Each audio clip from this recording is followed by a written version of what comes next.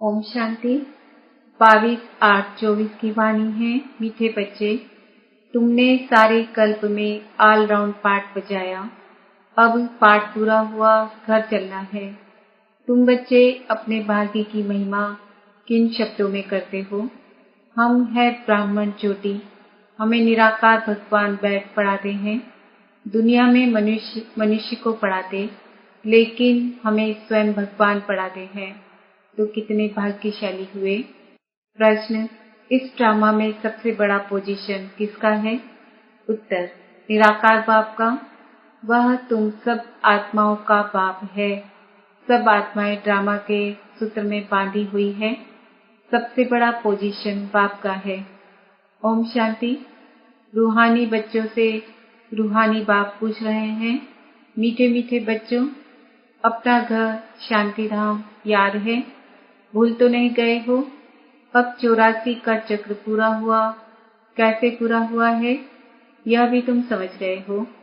सतयुग से लेकर कलयुग अंत तक ऐसे और कोई भी पूछ न सके।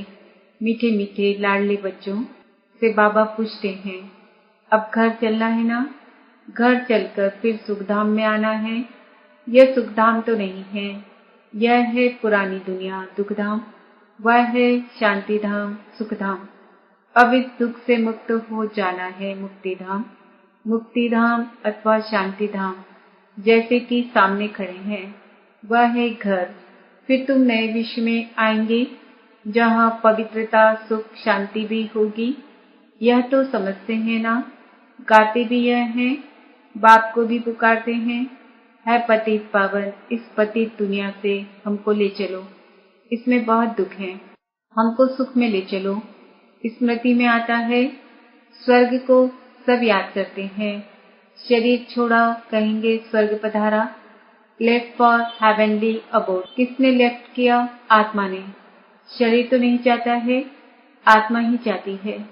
अभी तुम बच्चे ही शांति धाम सुख धाम को जानते हो और कोई नहीं जानते। तुम बच्चों की बुद्धि में नॉलेज है, शांति धाम क्या है और सुख धाम क्या है। तुम सुख धाम में थे, अब फिर दुख धाम में आए हो। सेकंड मिनट घंटे दिन वर्ष बीत गए। अब 5000 वर्ष में बाकी कुछ दिन रहते हैं। बाप बच्चों को स्मृति दिलाते रहते हैं। बहुत सहज बात है, इसमें मुझने की तो दरकार ही नहीं। आत्मा 84 जन्म कैसे लेती है यह भी किसको पता नहीं है। लाखों वर्ष की बात तो किसको याद भी रहना मुश्किल है। यह है ही 5000 वर्ष की बात। व्यापारी लोग भी स्वास्तिका चौपड़े पर निकालते हैं, उसको गणेश कह देते हैं। गणेश को हाथी की सूंड दिखाते हैं। मनुष्य पैसा खर्च करते हैं, चित्र आदि बनाते, इसको कहा जाता है वेस्ट ऑफ टाइम। तुम्हारे में कितनी ताकत थी, वह दिन प्रतिदिन कम होती गई है। जैसे मोटर से पेट्रोल कम होता जाता है, अब तो तुम बहुत कमजोर हो गए हो। 5000 वर्ष पहले भारत क्या था? अथाह सुख थे, कितना जबरदस्त धन था। यह राज्य उन्होंने कैसे पाया? राजयोग सीखे थे। इसमें लड़ाई आदि की बात ही नहीं। इनको कहा जाता है ज्ञान के अस्त्र शस्त्र, और कोई स्थूल बात नहीं है। ज्ञान के अस्त्र शस्त्र हैं। ज्ञान विज्ञान याद और ज्ञान के लिए कितने बड़े जबरदस्त अस्त्र शस्त्र हैं। सारे विश्व पर तुम राज्य करते हो। देवताओं को कहा जाता है अहिंसक। अभी तुम बच्चों को मनुष्य से देवता बनने की शिक्षा मिल रही है। तुम जानते हो, हम हर 5000 वर्ष के बाद बेहद के बाप से यह बेहद का वर्षा ले रहे हैं। यह आत्मा की बात है, इसमें स्थूल लड़ाई की आदि की कोई बात नहीं। आत्मा पतित बनी है, इसलिए वह पावन होने के लिए बाप को बुलाती है। अब बाप कहते हैं, मीठे मीठे बच्चे, अब तो घर जाना है। यह है जीव आत्माओं की दुनिया, वह है आत्माओं की दुनिया। उसको जीव आत्माओं की दुनिया नहीं कहेंगे। यह घड़ी घड़ी स्मृति में लाना चाहिए। हम दूर देश के रहने वाले हैं। हम आत्माओं का घर है ब्रह्मांड। यह भी बुद्धि में रहे, हम वहाँ रहते हैं। इस आकाश तत्व से पार जहाँ सूर्य चांद भी नहीं होते। हम वहाँ के रहने वाले यहाँ पाठ बजाने आए हैं।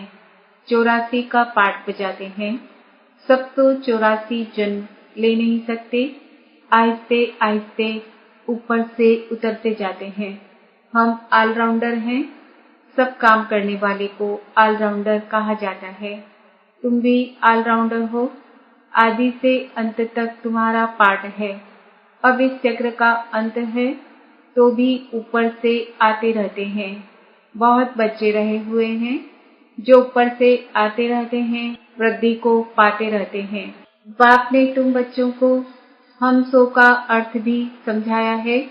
वह लोग तो कहते हम आत्मा सो परमात्मा हैं।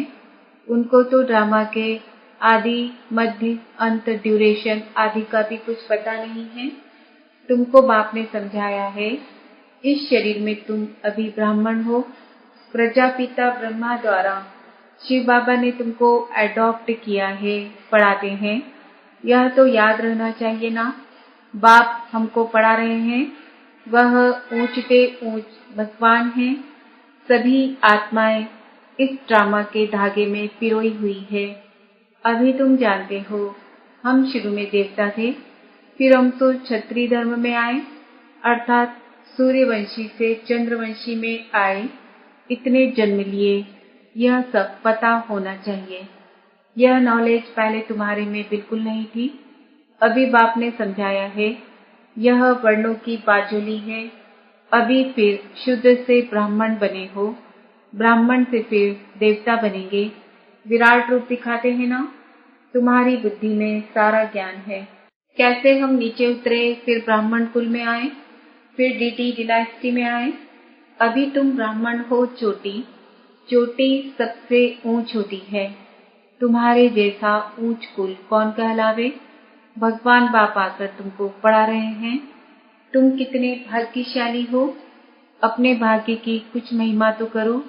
बाहर में तो सब मनुष्य मनुष्य को पढ़ाते हैं। यह तो है निराकार बाप। यह बाप कल्प कल्प एक ही बार आकर नॉलेज देते हैं। पढ़ाई तो हर एक पढ़ते हैं ना। बैरिस्टर की नॉलेज पढ़कर बैरिस्टर बनते हैं। वह सब मनुष्य मनुष्य को पढ़ाते आते हैं। अभी यह है भगवानुवाच। मनुष्य को तो कभी भगवान नहीं कहा जाता है। वह तो है निराकार। यहाँ आकर तुम बच्चों को पढ़ाते हैं। पढ़ाई न सूक्ष्म वतन में न मूल वतन में पढ़नी होती है। पढ़ाई होती ही यहाँ है। इसमें मूझने की तो कोई बात ही नहीं। स्कूल में कभी स्टूडेंट कहेंगे क्या कि हम मूझते हैं, हमको निश्चय नहीं होता। पढ़ाई को पढ़कर अपना स्टेटस लेते हैं। यह लक्ष्मी नारायण सत्युग आदि में विश्व के मालिक कैसे बने। जरूर बाप द्वारा बने। बाप तो सच बताएंगे। भगवान कोई रॉन्ग थोड़ी ही बता सकते हैं। बड़ा भारी इम्तिहान है। इस समय तो है प्रजा का प्रजा पर राज्य। राजा रानी है नहीं। सतयुग में थे, अभी कलयुग अंत में है नहीं। इसको कहा जाता है पंचायती राज। गीता में लिख दिया है कौरव और पांडव। रूहानी पंडे तो तुम हो ना। सबको रूहानी घर का रास्ता बताते। वह है तुम आत्माओं का रूहानी घर। रूह जन्म लेकर पाठ बजाती है। यह बातें तुम्हारे सिवाय और कोई नहीं जानते।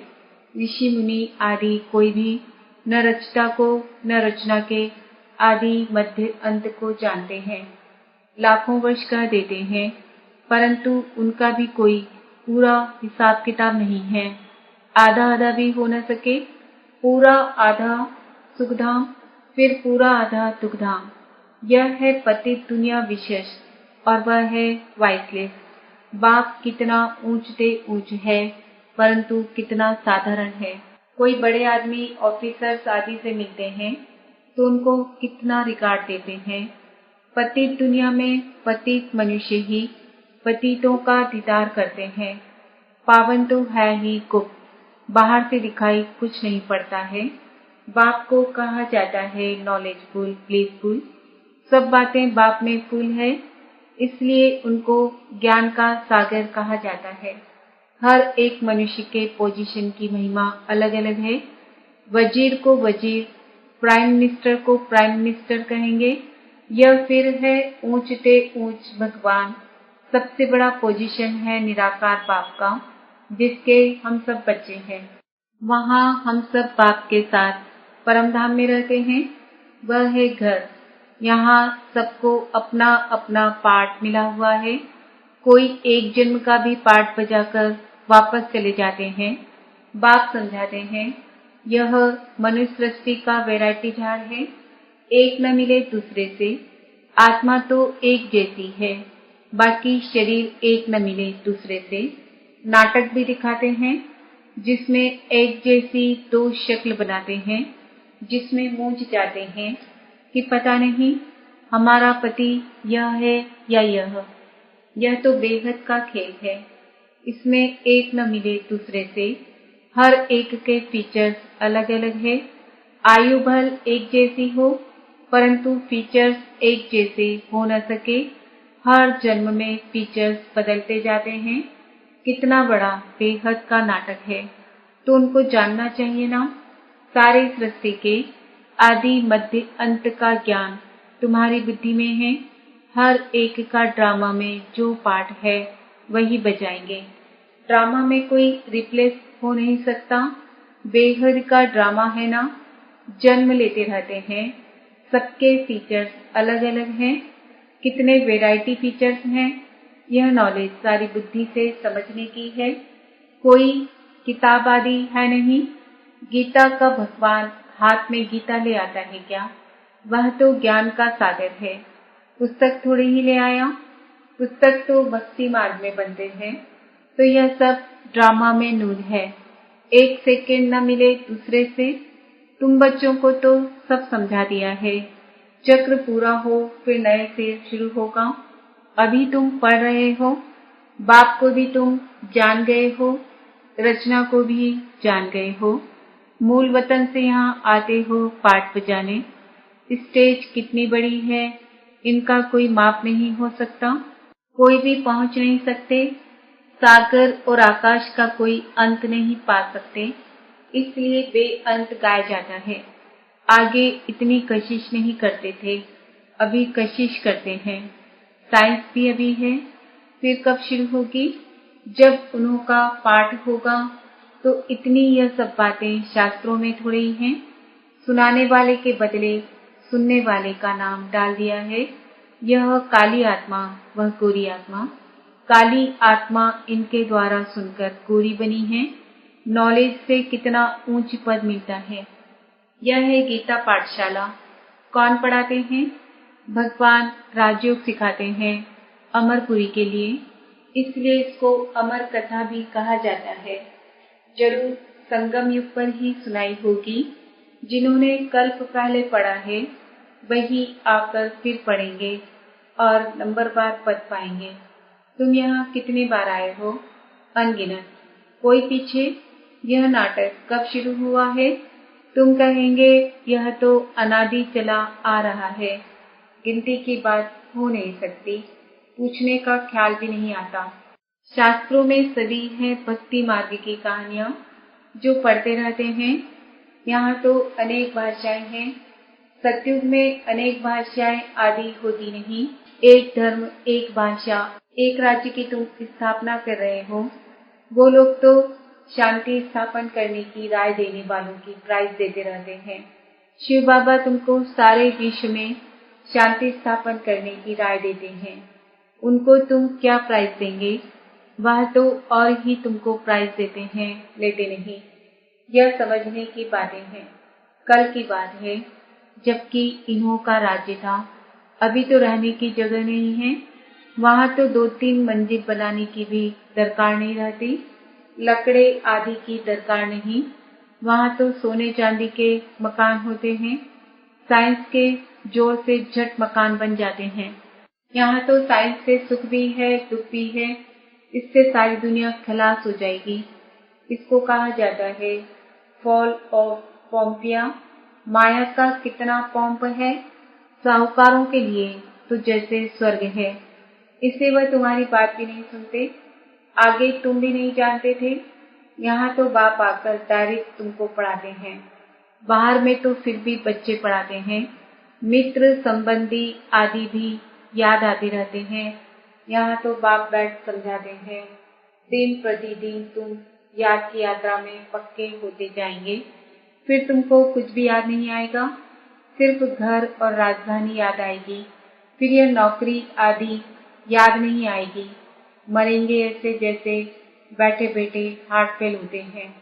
दुख की बात नहीं, हॉस्पिटल आदि तो कुछ भी नहीं होंगे।